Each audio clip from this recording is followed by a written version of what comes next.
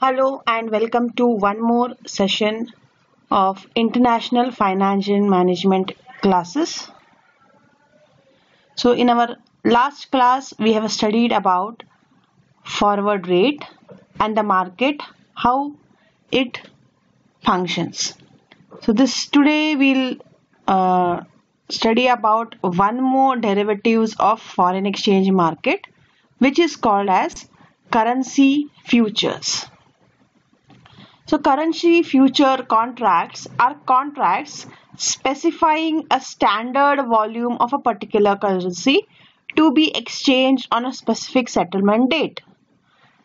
So you may say that then what is the difference between forward contract and future contract? So no doubt the definition appears to be same, but there is one difference here is here we are going to transact a standard volume of a currency. Say for example, if you want to have a contract of futures of London pound, that is British pounds, then you have to have a contract for minimum of 52,500 units of British pound. Or say for example, if you are talking about Australian dollars, you have to transact for at least 1 lakh units of that currency. So here we are having a standard volume of a particular currency, whereas in a forward contract it is a highly customized market. Means I want less, I want more, I can fluctuate that amount of currency to be standard based on my needs. But this is for a standard volume. I can't say I want only 50,000. So that can be done in a forward market. But when you're talking about currency futures, we will talk about, or we are transacting a minimum standard of a volume of a currency. Okay, so we'll go into the details. So first we will talk about what is the difference between a forward contract and a future contract. So forward contract, as I told you, the size of the contract is tailored to individual needs. Means I want 20,000 units, I want 50,000 units, I can do it. But in future contracts, the contract size is standard, say 1 lakh, 52,500 or so on, depending upon the different currency. So I can't say I want only 90,000 even if the standard is 1 lakh. Okay, so size of the contract is standardized in future contract, whereas in forward contract, the size of the contract is tailored. Means it is a as per my need, I can have the volume of the contract. Then delivery date is also not standardized in forward contract. It is again tailored to individual needs. Say 40 days, 30 days, 15 days. But in future contract, it is having a standard delivery date, say 60 days, 90 days or 1 year. You can't have in between time. Next is for forward contract, we don't have to have any security deposit, but you should have certain amount of bank balance or trustworthiness, that is the line of credit with the bank. So no security deposit is needed, but the understanding and the balance in the bank should be the guaranteed amount. But in future contract, there is a small security deposit needed. Without that, we can't go into this contract. Then this future contracts are dealt by specialized clearing houses, exchange clearing houses. But forward contract can be arranged by individual commercial banks and brokers. Then the marketplace for future contract is a central exchange floor with worldwide communication. But for forward contract, it is just over phone. So telecommunication network is just enough to have a forward contract. But for future contract, we have to have an exchange floor with worldwide communication network. Next, regulation. No regulation is there for forward contract. The regulation is self, means based on our needs, we are going to frame the legalities of details of the contract. In future contract, The future contracts are monitored and regulated by Future Trading Commission and National Futures Association. So there is a specialized body which will be governing, regulating and keeping an eye on the functioning of future market. Then forward contract liquidation is by actual delivery or by offset, but at cost. Now actual delivery means, now what is forward contract? Forward contract is done when the time for receiving of the money or payment of the money is in a future date. Say for example, I have an export order. The money is going to be received by me next month. So there is a volatility fluctuation in the exchange rate. So I make a contract with the bank or exchange unit that after 1 month I am going to sell a particular amount of currency and I book a particular rate for it. Okay. So then what happens is, if the rate, even if it is, say for example, today's spot rate is 64 per dollar, and just give an example, after 1 month or after 2 months, whatever your date is, if there is a thing that the price of the currency is going to go down, it is going to become 63.5. So in that case, what will I do? I will book the currency at say 63.8 rupees. So after that date, after 1 month, when I am going to sell that amount, I will not make a loss of 50 paise per unit. So that's why I am doing a forward contract. So when the date arises, I actually liquidate it and buy the currency or sell the currency. Sometimes what happens is, if say for example there is a delay in payment, you may make one more deal of, so one deal you have done of selling the currency. If say for example your contract is cancelled, the amount you are going to receive is going to be delayed for some more time, then what I can do is, I can do one more deal with the bank where I am going to buy the currency. Okay, so there is one deal of selling, one deal of buying. So when at the actually date of delivery, I am going to offset my deals. Means there is one say deal of buying say 100 units, one deal of selling 100 units. So but I am not actually buying or selling now. I am just saying it is mutually offset. So forward contracts are, most of them are liquidated by actual delivery and some are offsetted with one more opposite type of a contract. But in future market, most of the contracts are liquidated by offset and very few are exercised by delivery.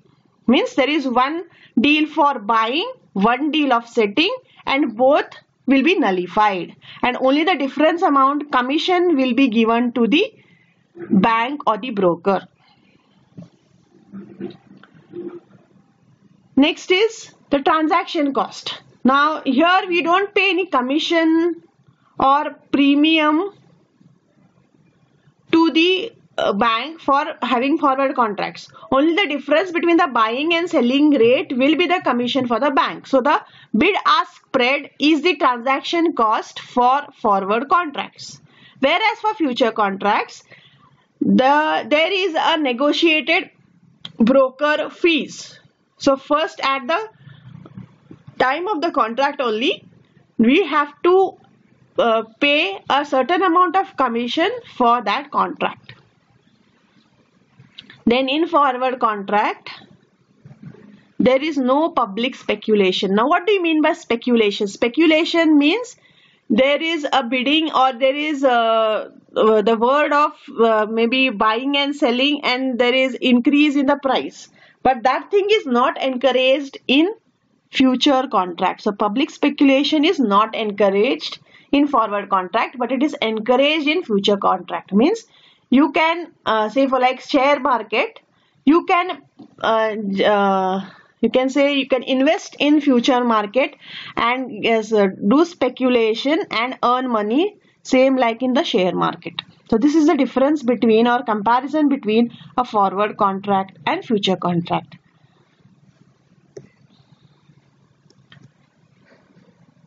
So what are the specifications of future contracts? So currency futures are available in 19 currencies, and each currency there is a standardized amount of units which you can deal with. So for example, I have given you few currencies here. So Australian dollar, if you want to have a future contract, you have to sell or buy a minimum of 1 lakh units of the currency. British pound is 52,500 units. Chinese yuan is 10 lakh units. Euro is 1 lakh 25 units. So this is a standard amount. Nothing less, nothing more. Okay, more means you have to take two deals. 125, two contracts you have to take in. Then how does firms use futures, currency futures? So this is done, I told you they are doing it so that they can minimize the loss of future payments or future receivables. So I'll give you one more example. Now say for example you are purchasing future to hedge payables. Now what is hedging? Hedging means going into a forward deal or a future deal so that future whatever payment you have to make, there shouldn't be a loss because of the rise in the currency. So I'll repeat once more. So hedging means you are trying to minimize the loss due to change in the exchange rate of a particular currency for paying during the time of payment or during the payment of receiving the amount. So hedging is trying to minimize the loss because of changes in currency for future payment or receivable. Say for example, you are purchasing a future to hedge payables. Means after say 2 months you have to pay for an international deal of buying a particular equipment. Okay, so 2 months later you will receive that commodity or that asset and you have to pay. But after 2 months you don't know what will be the rate of the currency. Say today's spot rate is 74 rupees per dollar. Then you are booking it at 73.5 rupees, or say for example there is a speculation in the market that in the coming months it is going to rise. Say it is going to become 76 rupees per dollar. So you have now, if I pay it now, I have to pay only 74 rupees per dollar. But if the price increases after 2 months, 2 rupees. So 2 rupees per dollar will be a huge amount. So you have to end up paying more. So when you are paying, you will not like to pay more. So what you will do is, you will do a future contracts at the say rate of 74.6 rupees. So at the date of payment, even though the price of that currency has increased to 76 rupees, you don't have to pay 76 rupees per dollar, but you have booked it at 74.6, you will pay only that. So instead of making 2 rupees loss, you are only paying 60 paisa per dollar more. So you are going to minimize your loss. That is why these future or forward contracts are used. So we are hedging the losses, means trying to minimize the loss because of increase in the price of exchange rate. Similarly, you can do it for receivables also. So say that after 3 months you have to receive a certain amount, and when you are receiving, you like to have more money. Now that time, if today it is 74 and it is going to increase at 76 rupees, you don't feel bad because you are receiving the amount, and while receiving you will want more money. But say for your bad luck, if there is a chance that the price of the currency is going to diminish, means it was 74, it is becoming 72, and now you are receiving the amount. Now receiving amount less, you don't want to make a loss. So you do a deal of say 73.8 rupees. After 3 months, you are going to sell the amount and want to get more. So after 3 months, when you are selling that amount, selling that currency, even if the price has become 73, you will not bother because you have made a deal of 73.8. Okay, so you are going to only, so today's rate is 74, you are going to sell it at 73.8, so only 20 paisa per currency you are going to lose. If you would not have done this contract, you would have sold that currency at 73 rupees, so 1 rupee per unit, so that is a big amount. So a future contract is used either to hedge payables or hedge receivables. So hedging means trying to minimize the loss by making a forward or future contract so that loss due to variation in exchange rate will be minimized. So I hope you have understood what is currency future, what is the difference between forward and future, why it is used, what is the standard amount of few currencies. So forward contract, future contract, once more I will repeat. Forward contract, future contract, no doubt they are being done, there's a deal for future increase or decrease in prices, but a difference here is in currency futures we have a standard amount. Forward contract is not for standard, it is based on our needs. Then forward contract is self-regulated. The transaction cost is the bid-ask spread. There is no exchange authority. The marketplace is on telephone. Whereas currency futures, it is regulated by a body, that is Currency Exchange Commission. It is having a brokerage fees. The marketplace is exchange flows with worldwide network. So these are the basic differences between forward and future contracts. I hope you have understood it. Any questions, queries, please do raise in the comment section. Like, subscribe to my channel to get further notification. So that's all for today. Have a good day. Bye.